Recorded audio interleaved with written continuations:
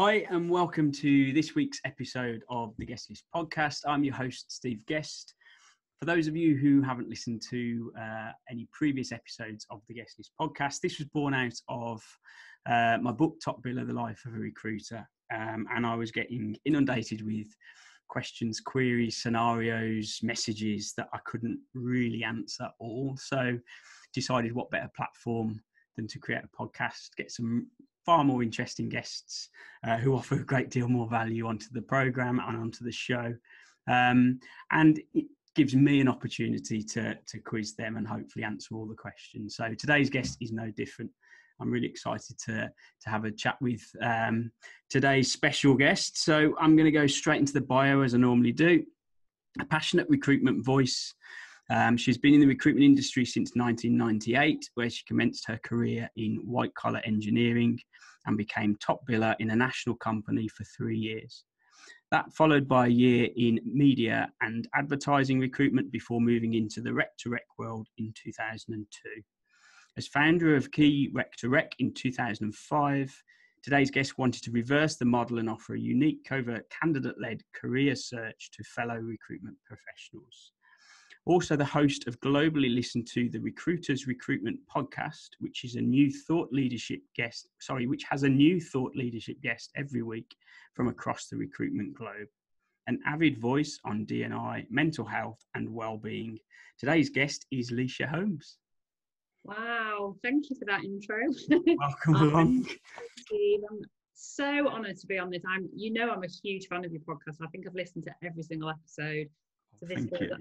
A little bit in awe that it's me talking to you today. Thank you. It's an absolute pleasure. We've known each other for a few years now, haven't we? And we've met a couple of times, is it? Yeah, in person as well. We came all the way up to Manchester. We had a lovely day together, didn't we? It was really lovely. Right. And how's life treating you? Yeah, and we're huge advocates of your books, and obviously anyone that we've ever placed in the last couple of years will have hopefully received a nice copy of the book, hopefully sharing it on social, their ideas and thoughts. But yeah, it's lovely to be on here. Thank you. So, I mean, you've been massively supportive and obviously speaking from the heart, I'm truly appreciative because we all need supportive people around us, don't we? We need people that help us along the way because recruitment's tough on the best days, isn't it, sometimes?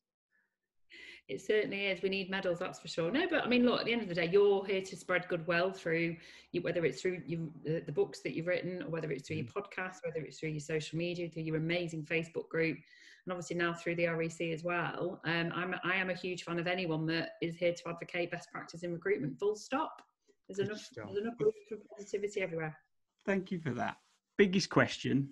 So, in the world of recruitment, I think the toughest and hardest part of recruitment is rec-to-rec.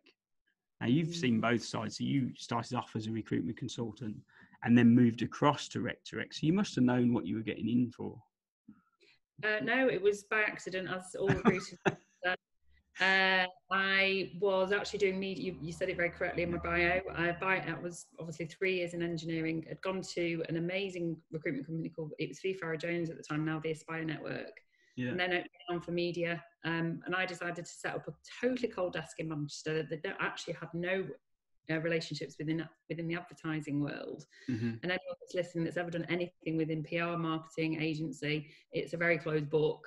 But somehow I managed to penetrate the market and had an amazing year. Yeah. And I managed the office up there. And one of my team sadly had to leave the business. He was actually not performing, and he was doing rec-to-rec. So while I was trying to replace him, I took over his desk and literally fell in love with rec-to-rec in about a week and had a conversation with Paul Farrow, and I was like, this is where I want to be. I think everybody must have internally thought, is she mad? Yeah. That was now literally 20 years ago this year. So it is definitely, I think, a unique market within the recruitment space, which is kind of ironic given we recruit for the recruitment industry, but I'm sure we'll come on to that. Yeah. Yeah. And I mean, I know from managing and kind of working with recruiters, we can be probably the most difficult audience to potentially deal with. How do you cope with that? How do you cope with the fact that really we should know exactly what you're going through on a daily basis?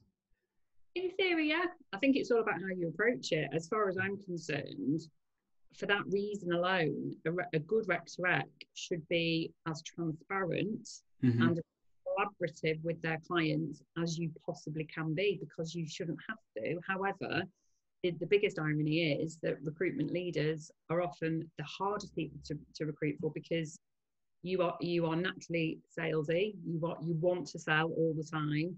Mm-hmm. And very often where it goes wrong in a process is where somebody maybe isn't listening to what Mm-hmm. the candidate's for, and it's not as pragmatic as it needs to be. I don't want to say negative things about the recruitment industry, obviously, because that's not what I'm here to do, but I think that a good rec to rec has a place, certainly for a hiring company like yourself, Mm-hmm. because of the network of people and that's why, you said in the bio, I reversed the search. But I think it can be very challenging.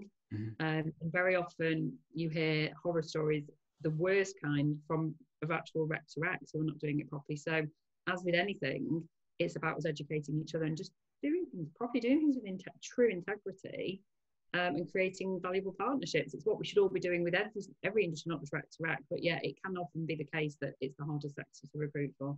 Yeah, I think it goes without anything, doesn't it?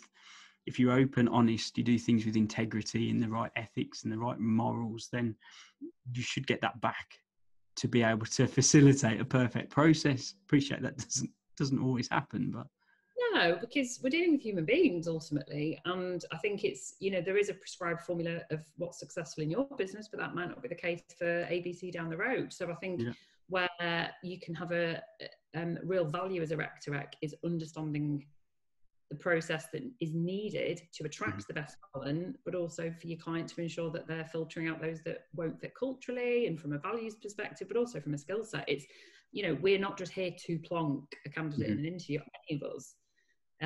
What defines a good rec to rec is what actually defines a good recruiter, full stop, in my opinion.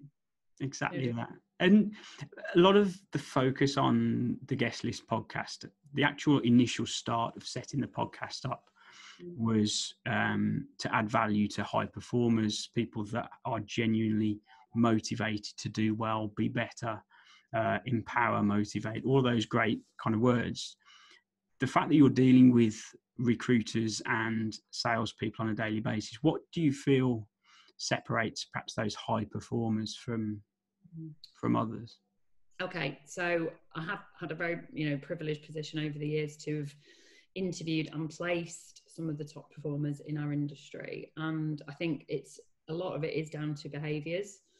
Sometimes it is down to the desk they were put on. There's a little bit of luck there. They happen to come across they were put into a legal desk or an actuarial desk. But I think to have longevity and to create a business within a desk where you become a top biller, I think it's about having true focus on the goals that you want to set yourself. Very often top billers do work in a silo, and for that reason I always recommend to any of my clients, you have to enable those people then to work in that way. Don't hinder them if they don't want to lead people, because very often those top billers don't make the best leaders. It's all about skill set. Interestingly, I think some of the best ones have actually had some industry knowledge, so there's real credibility and gravitas there.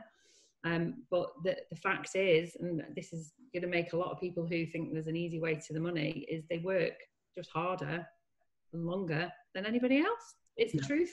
If any of you listen to High Performance podcast, they had Ben Francis on, who's one of the founders of Gymshark, and he's amazing, and he's from your neck of the woods, isn't he? Yeah, Bromsgrove, yeah. He's amazing. I think I'd love to meet him, and he talks about that on High Performance, and he's right. The fact is, there is no quick way to £1 million. The best way to learn from the top billers is to watch what they do, and they will be making more calls than anybody else. They will be working longer hours than anybody else. They will be creating more interviews than anyone else. It is as simple as that.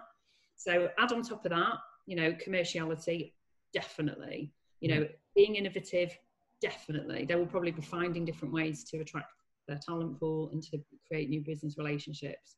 But the fundamental thing that they will have is that tenacity. Simple as that. That's a great answer, and I completely agree. I think the high performers, top performers are willing to do over and above the average, the expectation, the norm, because they want it more. The hunger is greater.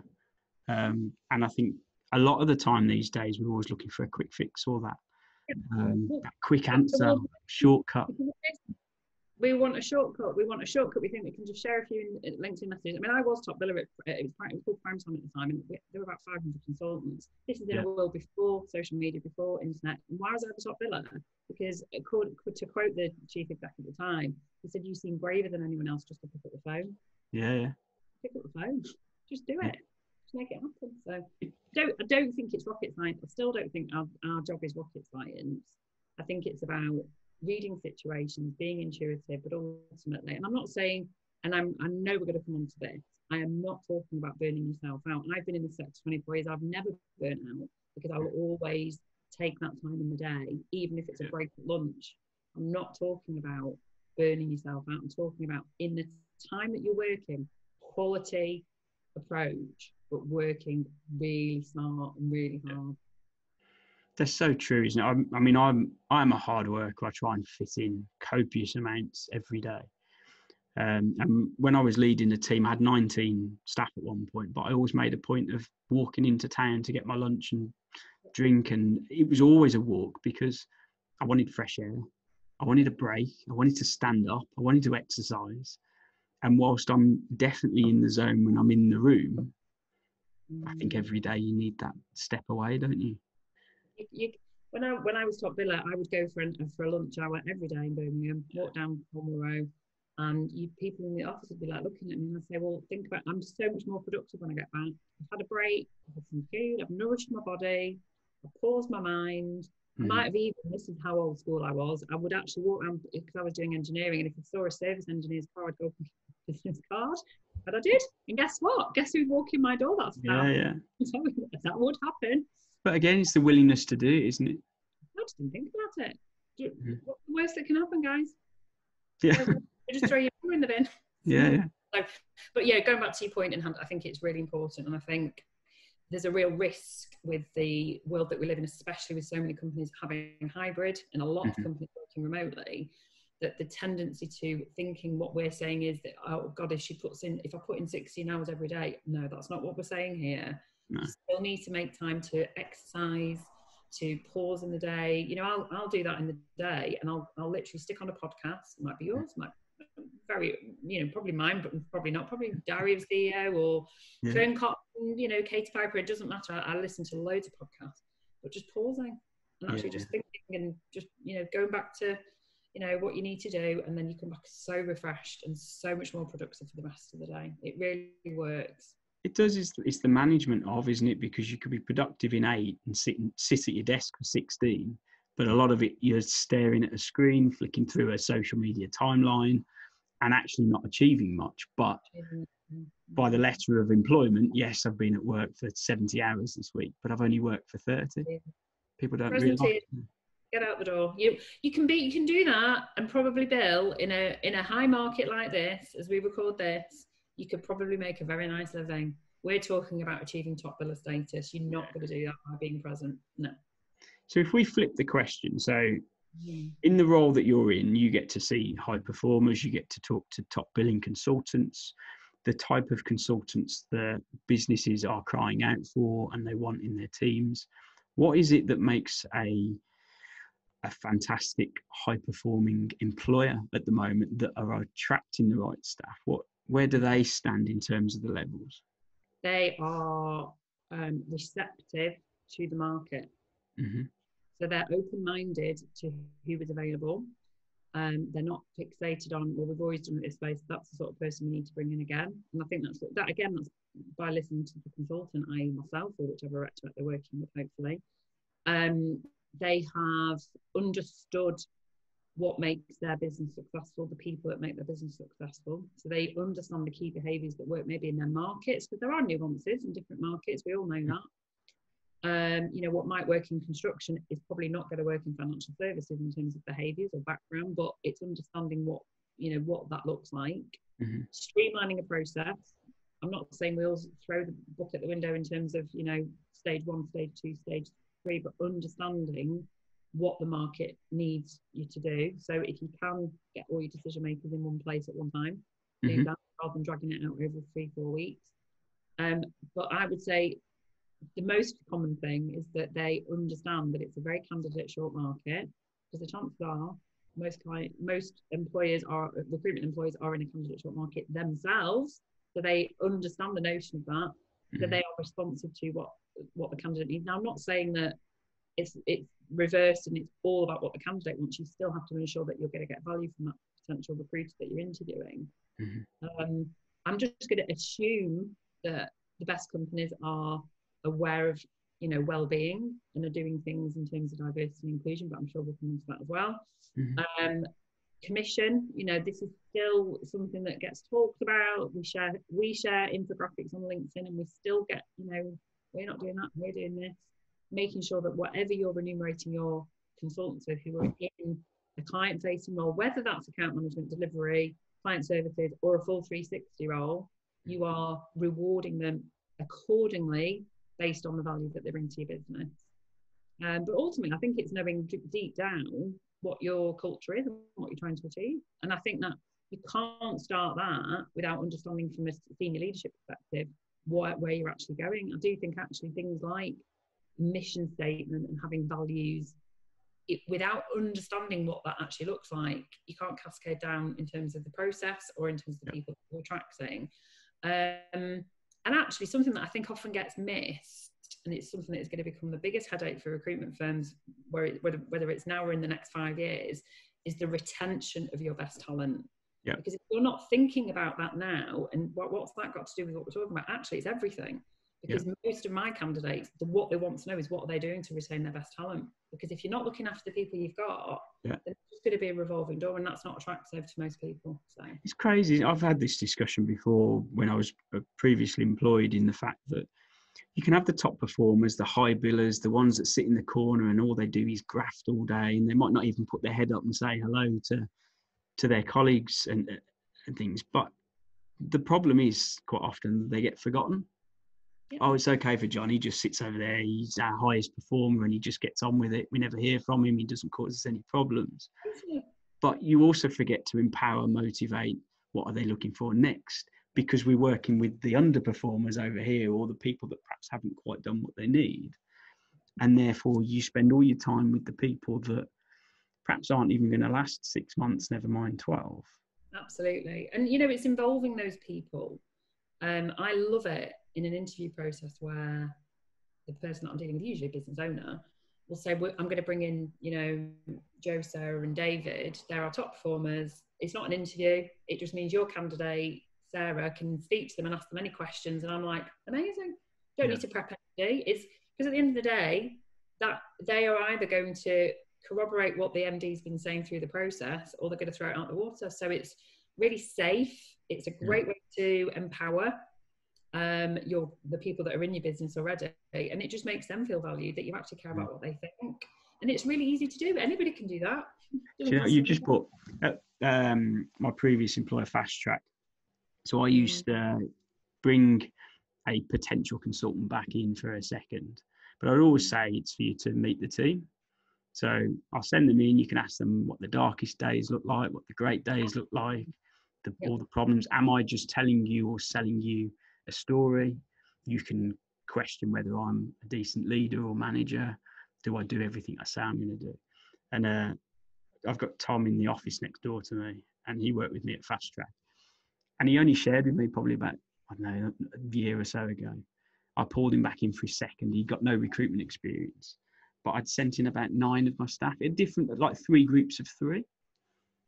But he said it made him more nervous because I'd sent in this like whole panel, and he felt he was almost like on that judging bit. But he did say it was good. There was positive bits to it, but I never really saw it as something that would put them so much on the back foot. But it's really good. It empowers the team. It empowers the individual, and actually they get to know whether what they're going to embark on is what they need, and whether it shows right consistency. We talk about consistency in performance, but actually it's consistency across your business. And I agree with the Warts rule. Glassdoor, the first thing any recruiter is going to do when they speak to enemy is go on Glassdoor, regardless of what we say, even if we are recommending someone that we've placed 1 million people with. But actually, looking someone in the eye, whether it's on Teams or in person, absolutely, I think it's the best way for a potential employee to really understand what you're about. And you know what? If it puts them off, they weren't right for your business. So just be a bit more open to it. What's the worst that can happen? You know, nothing. At the end of it, and it makes those people feel so empowered. But you know, involving your best talent, or even the ones that are not necessarily there yet but are on their way to it, I promise you, it just psychologically they will feel so valued, and it's just self-perpetuating, because then that potential person, even if they don't join you, they'll think, well, they were really nice, you know. So they'll go and talk about that to their friends. And as we all know, recruitment is a very closed world, and we all know that. Definitely that.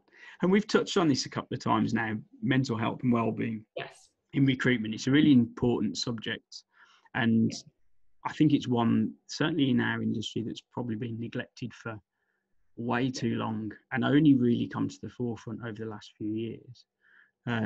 Talk to me about that in recruitment, the dealings perhaps that you've had and had to deal with. Listen, we've both been doing recruitment a similar amount of time, haven't we? And it's even pre just pandemic, which is still within, you know, it's only a short-term thing, 2 years ago, isn't it?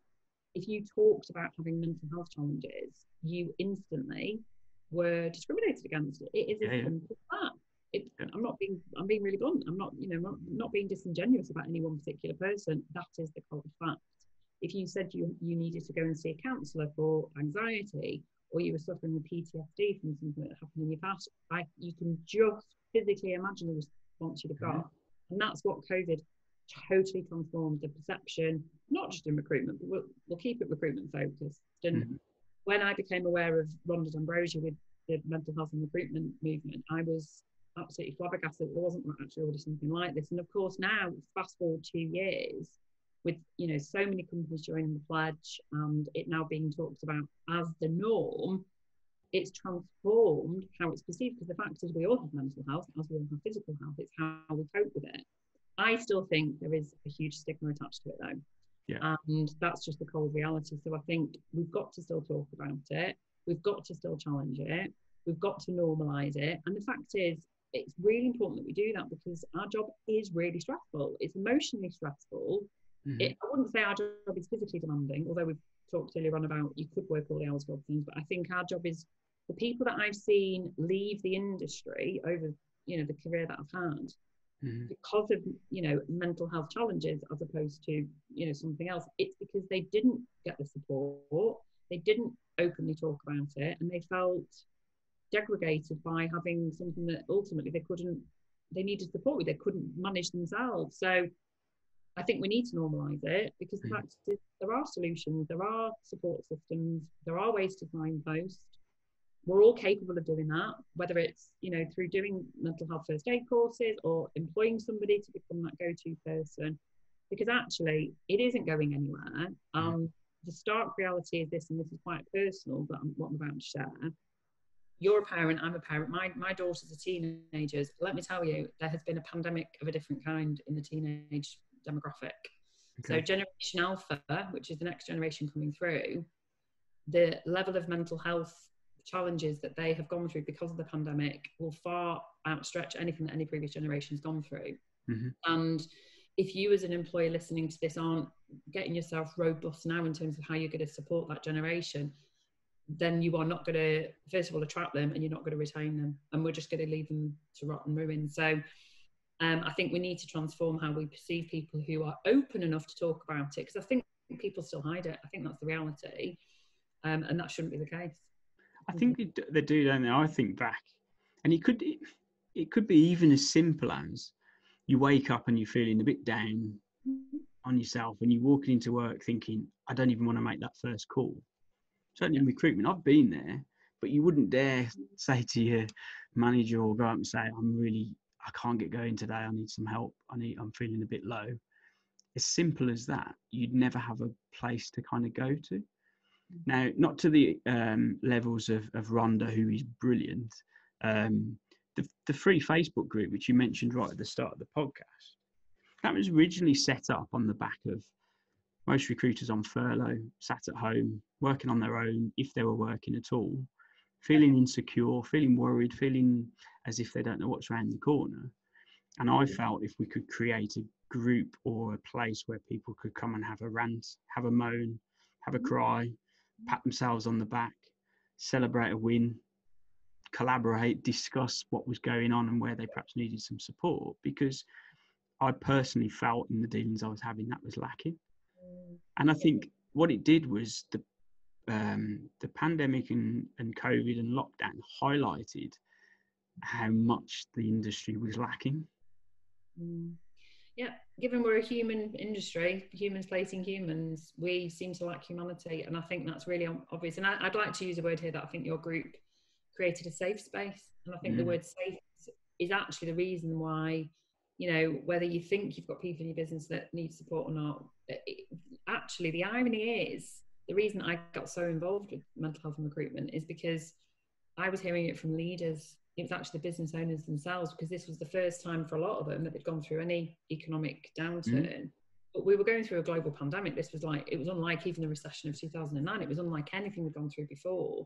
And some of the most vulnerable people were actually not necessarily the employees, it was the employers, certainly for me. So I do think what came out of, you know, a really horrific time, you know, COVID obviously had an economic and health impact for so many people, very detrimentally to a lot. I feel very lucky that I felt really protected.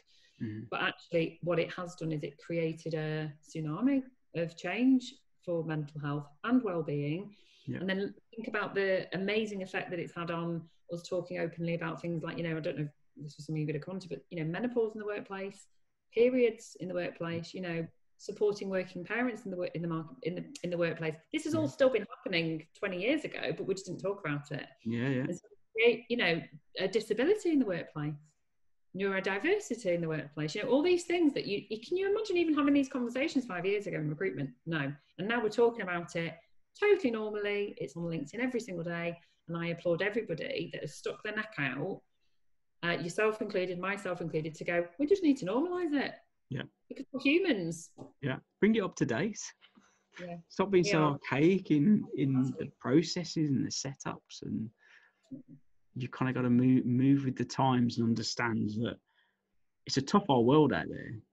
It is. Recruitment probably being one of the most extreme roles in terms of dealing with people. You know what's around the corner, Steve? That's the thing. None of us knew. If we'd have recorded this in January 2020, none of us would have known what was coming. So you can sit there in your ivory tower thinking we're all protected.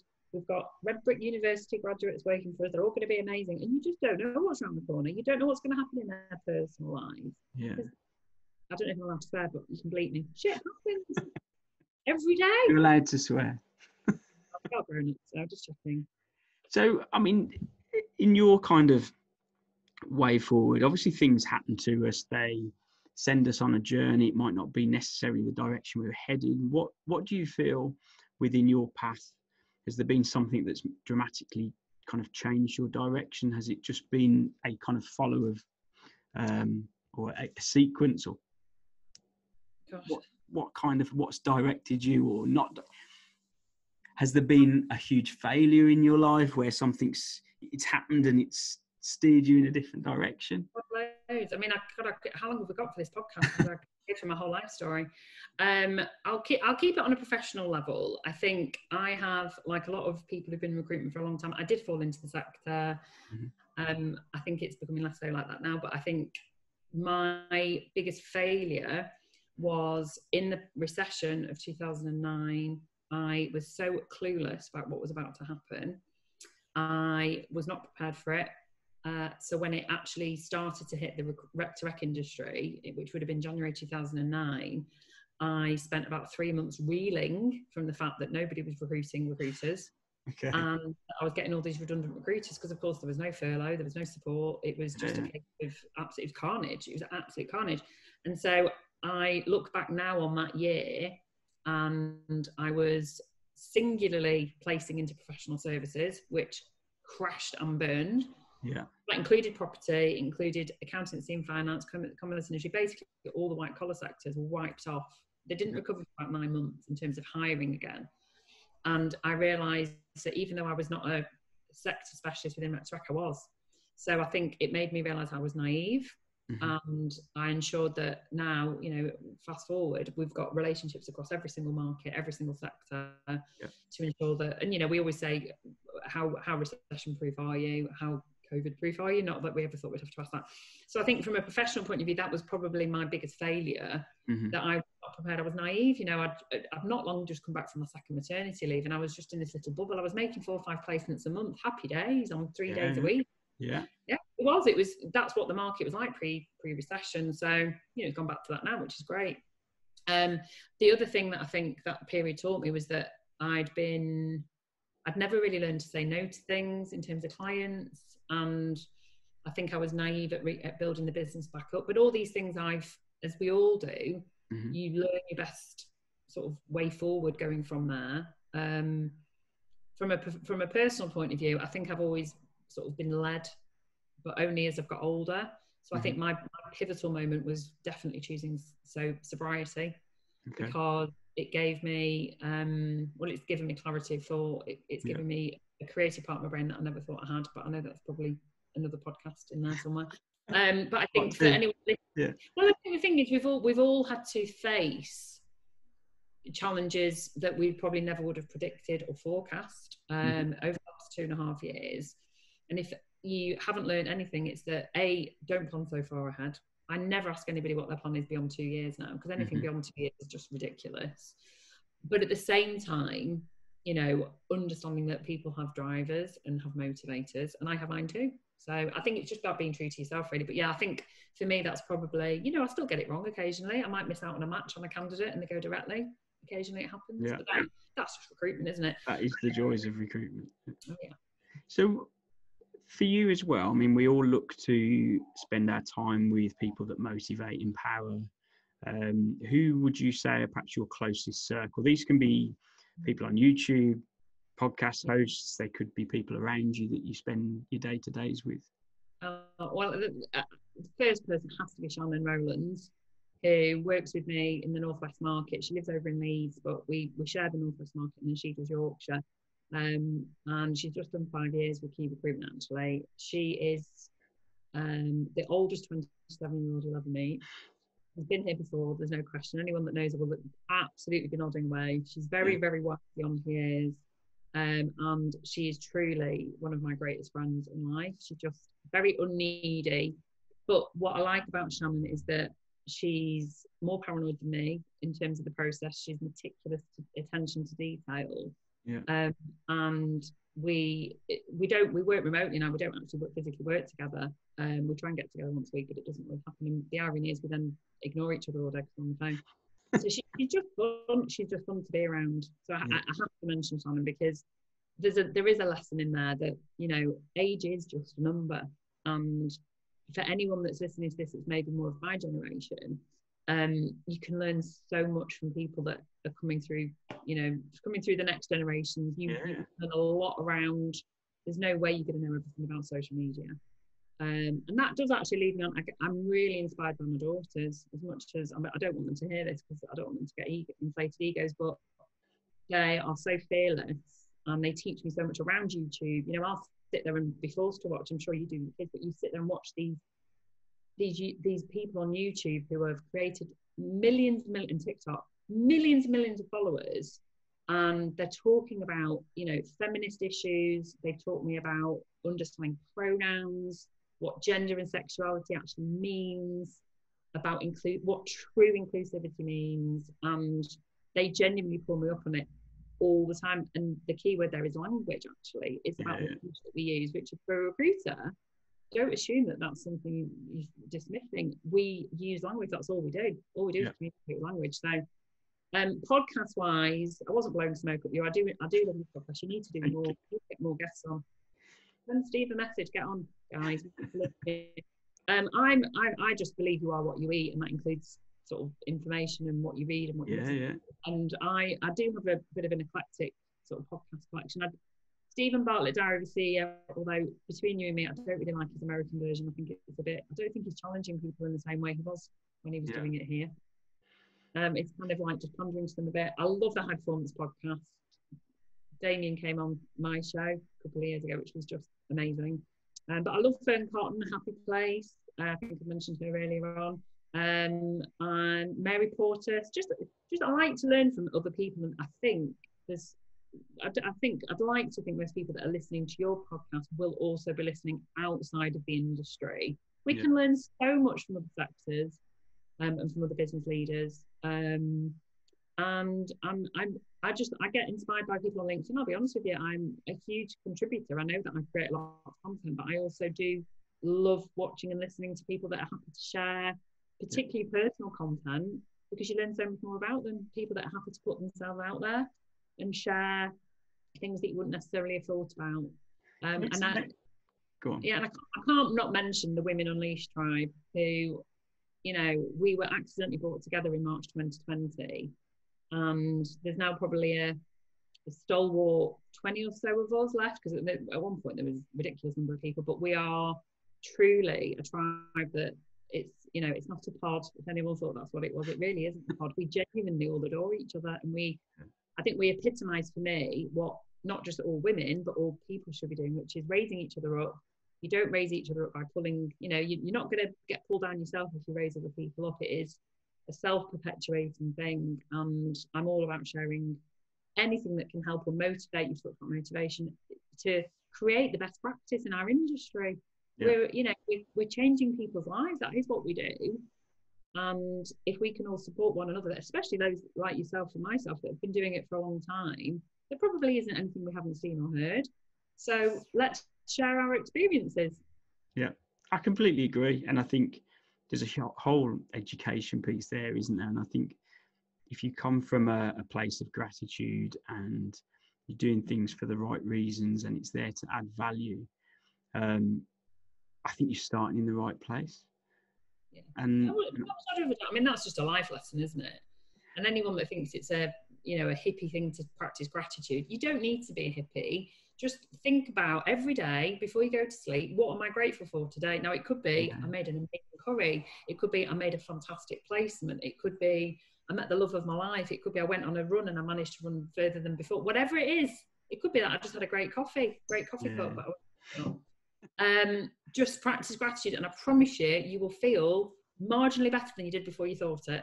Yeah. And it's dead easy. I mean, I've practiced it, and I think it comes from reading lots of books and surrounding myself with good, successful, healthy individuals that are doing things for the right reasons. And I think it starts to become just a natural way of life. And you approach things differently. Okay, outside of work and day hours, I might be slightly grumpier than the norm, and I might have that resting face that people don't get to see. That's my downtime. But everything is done for the right reasons, and I want to add value. I want to do things to help motivate and empower. And I think if you start there, generally you get other people around you that do the same thing, and it makes the journey more enjoyable. But why wouldn't I? Can't understand anyone that wouldn't want to do that. I mean, this is your life right now, today, here now. This is your life, and if you can't seek joy in all the little things, you're never going to achieve that destination. Where do you think you're going? This is it today. And I think, we magnetize towards people that we want to be like ourselves. That's the truth. And trust yourself. Trust your intuition that if somebody's making you feel toxic or unhappy, you're probably making them feel the same. So be polite, be kind, but transcend towards the people that make you feel good, because that they are your vibe. They are the people you should be within your tribe. No question. 100%. Okay, so in your world at the moment, what's the plans? What does the future hold? Where does Qui Recruitment head towards? Well, so obviously I do the Northwest, although I have had a few spot placements around the country just because people can work remotely. Laura focused on London, Laura Dutton. The market's absolutely hot. It's one that I just couldn't do because I think it's like running a temp desk, I think, rhetoric in London. It moves so fast. And obviously Shannon, I think ultimately next year we'll probably look to take on somebody else to do possibly internationally, because I've started to build out some international relationships. So that's, if you fancy getting into it's going to be a certain person that wants to come and do it, that's for sure. Without a shadow of a doubt, the Recruiters Recruitment podcast, I'd like to think about doing something maybe live. I don't know how we'll do it, but we'll think about that. We're already booked up for the whole year with guests from all around the globe. I know I book up a month, like I do a month, one day a month as you know, because you've been on. Yeah. And just some of the people that I've got booked on and that I've had on, it just blows my mind. I feel so, as you probably do when you're doing it, it's great. It's great fun. Podcasts are good, aren't they? And I think from a selfish perspective, it's a really good thing to do when you want to talk to really genuine good people that offer really good value, and you get to spend a bit of time with them. Well, this is it. And, you know, it's interesting that actually I didn't talk about this today because I failed my A-levels and I was supposed to go to university and do a broadcasting degree. So there you go. Vicariously, I've ended up in the Lyshas and have been very different. In terms of plans, I'm going to announce it. I don't know when this is going out, but I will be a speaker at Rec Expo. But I don't know if I'm supposed to do that. Yeah, nice. Well, this will go out first week of August, I think. So if anyone's listening and I get told off by Louise, I'm really sorry. But yes, that's you heard it here first. I do want to put myself out there. I mean, I am one of those very rare people that I'm quite happy to do public speaking. I'm probably more comfortable doing that than anything else, to be honest. So I've hosted events before, but it's much easier not having to host it and just turning up. Yeah. So yeah, I'd like to get on about it a bit more. Obviously, like yourself, judge for the Recruiter Awards. I'll be heading on to that in September. Just getting out and about more. I think the world's opened up now. Yep. I think, you know, key recruitment was never about being the biggest. I have no desire to take on loads of people. For me, it is genuinely about creating best practice in the recruitment industry by the way we operate. And if we can continue to do that and, you know, grow our following on LinkedIn, because ultimately that is where every recruiter sits, sharing valuable content, you know, creating dialogue, debate, you know, are we always going to be right? No. But continuing to shake up the way that things are done, I genuinely think that in a candidate short market, which most sectors will remain probably for a generation because of Brexit, because of the lack of graduate and trainee recruitment for 2 years, if you're not thinking about candidate-led recruitment, I think you're going to miss a trick. So that's going to very much be where we continue to go with this and just kind of go with the flow, really. Just to continue to enjoy what we do. We love what we do. We really love our job. So. You use the word disruption then as well. And I think the recruitment market in general needs a bit of disruption. It's one of those industries that hasn't really had too much because you can't really reinvent the process, but you can go at the market in different ways that, as I say, disrupt the norm. You're old enough to remember when job boards started and that was seen as disruption and, oh my God, there's going to be no recruiters left. And obviously that was like, nah. Yeah. Everyone's about LinkedIn about 10 years ago. So do you remember when that was like a thing on LinkedIn when people used to call themselves disruptors and then obviously they stopped because they realised it was a bit of a wonky thing to do. Yeah. As a recruiter, that's what you do. But surely we're all disruptive in what we do because the whole point is we're not robots. We are not artificial intelligence. We are human beings, and the whole point of engaging with any business partner of any kind is to challenge the norm and to think differently and to be creative. So if that's disruptive, I'm not going to fix something. I'm not going to try and break something that's fixed. No, it's the wrong way around. What I'm trying to say is, I'm not going to fix something that's broken. Yeah, I'm not going to be spacious and start, you know, if things are working well. But if, you know, the sort of definition of insanity is doing the same thing over and over again and expecting different results, and it's not. Yeah. And you have to think differently. And I think I'm hearing far too many people, actually a lot of recruitment owners, really actually secretly struggling. And I think it'll be interesting to see what their results are for the full financial year, because they're getting a lot of counter offers, they're getting a lot of people just basically, you know, they're really struggling to get candidates. And so I think if you want to call me disruptive for saying we should be going to market with candidates, then call me disruptive. I completely agree. I think you've got to be able to move in a different way. You've got to have a flexible approach. You've got to be able to try and work in different ways to be able to stand out from the rest. You do. If you're doing what everyone else is doing, you're going to probably get the same results, aren't you? Yeah, and you're fishing in the same pools. You're fishing in the same pools, and you're going to get the same results as them, which is zero or counter offer or multiple offers, and then you know you're hedging your bets. What's your probability of placing someone? 10%. Wouldn't you rather have 100%? And that's what candidate-led recruitment does. It gives you 100% chance of placing that candidate because they are exclusive. You are going to market with the person. Yep. No. So if there's any of our listeners that want to speak to you, either as a client or a candidate, where's the best place to come and find you? LinkedIn, obviously, Mm-hmm. and then I'll just ask you to go onto WhatsApp. That's pretty much where I live. Mm-hmm. I am on Instagram, but I tend to probably share more pictures of me on Holcombe Hill than anything else. I do share the odd key recruitment thing. So yeah, definitely LinkedIn, which I know that all the connection, and I'm happy to connect with anybody. And I think it's really important. And this isn't a pitch for me particularly, but I think I genuinely connect, and I know you're exactly the same. I connect because I like connecting to people. I don't have an agenda. I'm not trying to headhunt you. I'm not trying to poach your staff. I just like talking to recruiters because I love recruitment, literally. Yep. So come and have a chat with me. If I can help you, great. If I can't help you, it'll be really nice to get to know you. And it's as simple as that, really. And if you really want to be brave, I have started on TikTok this year, which is really embarrassing because I don't actually know what I'm doing. But it's brilliant for content creation. Yeah. I am getting a lot of hate on there, mainly. Really? Well, I think it's from my daughter's friends on their behalf because I think I'm embarrassing. So, but it's very, very good for video creation. You don't even need to be technical to do it. It's dead easy. I've just started on TikTok, as you may have noticed as well, and I'm not particularly great. I try a few things and I've failed, I think, so far. But who knows? You've got to be there to try, haven't you? The most popular one so far to date has been one where I talked about Boris Johnson telling everyone to get back to work, and I was like, come on, what about the people that want to work from home? I actually had a lot, like thousands of views. Yeah. I was like, wow, gosh, I didn't even think that because I've tagged Boris Johnson.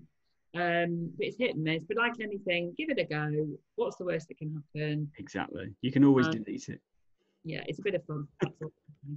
Okay, so question I always ask podcast guests: if there's one single piece of advice you would leave the listeners with, what would that be? Be true to yourself, whether that's listening to your gut on dealing with a client and you don't want to deal with them anymore, walk away from that business, whether it's you're working for a company and you're just feeling really, alienated, you're not feeling cherished and valued, get a new job. If it's to set up on your own, just go for it. I think, we've reached a point in time, our culture is, like you said earlier on, there's so much availability of everything all the time. We're a bit of a magpie culture. Mm-hmm. But just be true to yourself. Just because Joe Bloggs around the corner is building an empire of, 50 million consultants and you're running a business for 3 of you. Actually, if that's true to you, be the best you that you can be. Just stay true to yourself. That's the best piece of advice I can give you. You're the only person you should be in competition with is yourself. And that's when you'll live the most joyful life and the most contented life. And ultimately, isn't that what we're all striving for true contentment? That's a great way to end the show. Lysha, it's been an absolute pleasure. It's been an absolute pleasure to see you, Tim. Thank you so much for inviting me. A pleasure.